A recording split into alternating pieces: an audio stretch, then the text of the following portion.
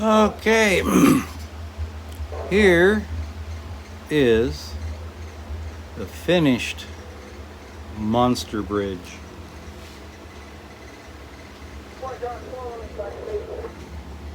Uh-oh, looks like the sun got to it a little bit.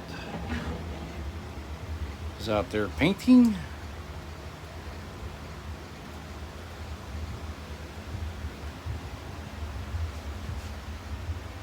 There she is.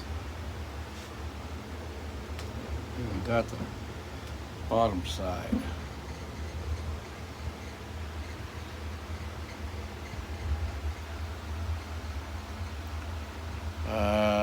31.5 inches, I believe, is what it ended up measuring.